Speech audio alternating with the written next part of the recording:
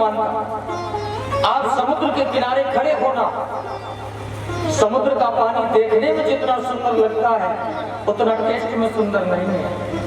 ऐसा होता है, खारा है ना, जितना देखने में सुंदर है उतना स्वाद में नहीं है। और ऐसे ही संसार ये देखने में जितना सुंदर लगता है उतना हकीकत में है नहीं। दूसरी समानता, समुद्र के किनारे पर आप परीक्षित जी खड़े होना, समुद्र का किनारे वाला तट तो दिखाई देता है लेकिन दूसरी तरफ वाला तट नहीं दिखाई देता। और कितना बढ़िया संकेत, इस संसार में भी हमें आपको जन्म वाला तट तो दिखाई देता है लेकिन मृत्यु वाला तट किसी को नहीं दिखाई देता है कि मृत्यु सबकी होगी। तो बाबा तुलसीदास जी ने इस संसार को समुद्र की उपमा दी, लेकिन उसके बाद क्या लिख दिया है, अगर इस भव सागर से हमें आपको पार जाना है तो राम नाम रूपी नौका में सवार होना पड़ेगा। इसलिए हम आप जो है अपने समय पर अपने अपने घर को छोड़ करके भगवान की कथा में बैठते हैं। अच्छा एक बात और, अभी पंडित जी आपको कथा सुना रहे थे बाबा भोलेनाथ, लेकिन रामचरितमानस में आप देखिए 4 घाट, 4 घाट। पहला भक्ति घाट, दूसरा ज्ञान घाट, तीसरा वैराग्य घाट और चौथा शरणागति घाट। 4 घाट है। भक्ति घाट पर कथा बाबा भोलेनाथ ने मैया पार्वती को सुनाई। ज्ञान घाट में याज्ञवल्क्य के भरद्वाज जी के बीच में कथा हुई। शरणागति घाट काकभूषण और गरुड़ जी के बीच में हुई। और वैराग्य घाट पर बाबा तुलसीदास जी ने बैठ करके कथा का वर्णन किया। हनुमान जी ने कथा को सुना। तो हम आप जो भी कथा सुनेंगे वो हम आप शरणागति घाट की कथा सुनेंगे। बाबा कहते हैं, अमित पंडित जी आपको सुना रहे थे बाबा भोलेनाथ का विवाह हुआ, आए तारकासुर नामक दैत्य का अंत हुआ। क्यों? सबसे पहले भक्तों को परखा गया है कि ये राम कथा सुनने के अधिकारी हैं या नहीं है, क्योंकि रामचरितमानस में ये भी बात लिखी है, राम कथा के कई अधिकारी जिनको सत्संगत अति प्यारी, जिनको सत्संगति अगर प्यारी है तो वो राम कथा में प्रवेश कर सकता है। अच्छा एक बात, कथा में प्रवेश होने से पहले रामायण शतकोटि अपार, रामायण महाराज बहुत सारी रामायण की रचना हो गई, लेकिन बाबा तुलसीदास जी ने इस ग्रंथ का नाम रामचरितमानस क्यों रखा? ये भी तो कोई अर्थ होगा। कथाएं आपने बहुत सुनी, रामायण और रामचरितमानस। देखो रामायण का मतलब है राम धन अयन, मतलब राम जी का घर, इति रामायण। और रामचरितमानस, मानस मानस सरोवर। तो किसी ने बाबा से पूछा, बाबा आपने रामचरितमानस, आप रामायण सबने लिखी थी, आप भी लिख देते सीताराम रामायण या कुछ भी रामायण, रामचरितमानस सरोवर क्यों लिखा? राम जी के घर के बारे में नहीं लिखा। बाबा कहते अपना अपना मत है। कैसे? कब मेरे इतने बड़े भाग्य नहीं है जो हम किसी डायरेक्ट किसी के घर में प्रवेश कर जाए। तो बाबा ने कहा देखो राम जी के घर के बारे में नहीं लिख सकते, लेकिन हमने रामचरितमानस सरोवर के बारे में लिखा। इसलिए व्यक्ति चाहे जितना इधर उधर भाग ले, लेकिन जब भगवान के दरबार में जाता है तो स्नान करके ही जाता है। कथा पर स्नान करके बाबा तुलसीदास जी ने कहा मैंने मानस के बारे में इसलिए लिखा कि कोई व्यक्ति आएगा और जब तक रामचरितमानस में गोते नहीं लगाएगा तब तक राम जी के घर में प्रवेश नहीं कर पाएगा। इसलिए रामचरितमानस। अभी पंडित जी ने कथा सुनाई भोलेनाथ।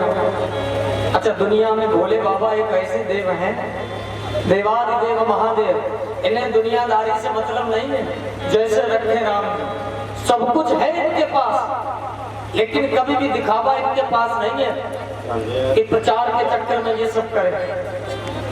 अगर दुनिया में किसी के ऊपर भावई आ जाए तो भोलेनाथ में वो क्षमता है उस भावई को समाप्त कर सकते हैं। भावई मेट सकें त्रिपुरारी, ये भोलेनाथ में पावर है। ऐसा नहीं है। एक बार एक बनारस में ब्राह्मण देव थे और उनके कोई संतान नहीं थी। उन्होंने बाबा भोलेनाथ की तपस्या की, बोले बाबा प्रसन्न हो गए, कहिए क्या वरदान चाहते हो? कहा बाबा हमारे कोई संतान नहीं है, आप ऐसा करो मुझे एक संतान की प्राप्ति करें। बोले बाबा ने कहा ठीक है, तुम्हें सपूत चाहिए या कपूत? तुम्हें सपूत चाहिए या कपूत? ब्राह्मण देव ने कहा बाबा इनमें अंतर क्या है? कि सपूत 5 वर्ष जिएगा और कपूत 100 वर्ष जिएगा। अब बताओ तुम्हें कौन सा चाहिए? अब ब्राह्मण देव ने कहा बाबा तो फिर सपूत ही दे दो, कपूत का क्या करें? सपूत दे दो। बोले बाबा ने तथास्तु। समय आया, इनके यहाँ बालक ने जन्म लिया। बालक धीरे धीरे बड़ा होने लगा और ब्राह्मण देव को महाराज दुख होने लगा। क्यों? इनकी उम्र तो 5 ही वर्ष है। 1 वर्ष, 2 वर्ष, 3 वर्ष, 4 वर्ष, 5 वर्ष होने में मात्र 5 दिन शेष बचे। 5। ब्राह्मण देव ने बड़ी चिंता हुई। ब्राह्मण देव ने बालक को लिया और गंगा मैया के किनारे जाकर कुटिया बनाकर रुक गए। जो भी साधु संत महात्मा उसी मार्ग से निकलते हैं, पैरों का बंधन करते हैं, पशु पक्षी जीव जंतु खुद करते हैं और बेटे से कराते हैं। खुद करते और बेटे से कराते। धीरे धीरे 4 दिन बचे। बाबा कहते हैं नियम ब्राह्मण देव का वही था, प्रणाम करना। और आज उसी मार्ग से सप्त ऋषि निकले। सप्त ऋषि, और जब सप्त ऋषि निकले ब्राह्मण देव ने पैर पकड़ करके प्रणाम किया और जैसे ही प्रणाम किया वैसे ही बालक ने प्रणाम किया।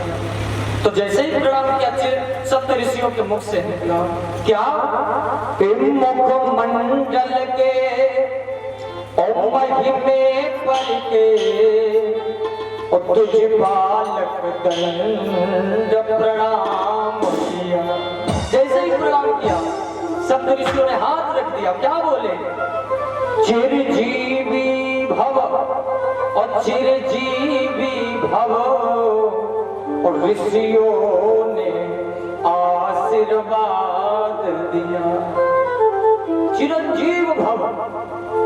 इतनी बात जैसे ही सप्त ऋषियों ने कही ब्राह्मण देव रोने लगे। ब्राह्मण देव रोने लगे। सप्त ऋषियों ने कहा इसमें तो प्रसन्नता की बात है, मैंने चिरजीवी भव का वरदान दे दिया। ब्राह्मण देव ने कहा बस इसी कारण तो रोना है। क्यों?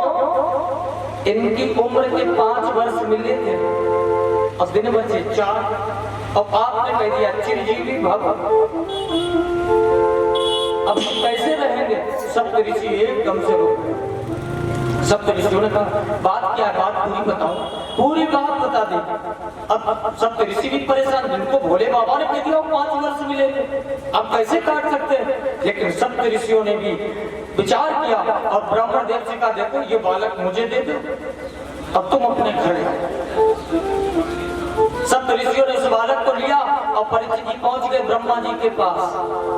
प्रणाम किया सप्त ऋषियों ने और जैसे ही बालक को प्रणाम कराया तो इनके मुख से ये निकल गया चिरजीवी भव। ब्रह्मा जी ने चिरजीवी भव।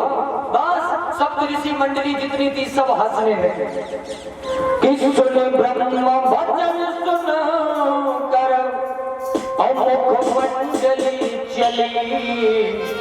चल दिए। अब क्या बोले?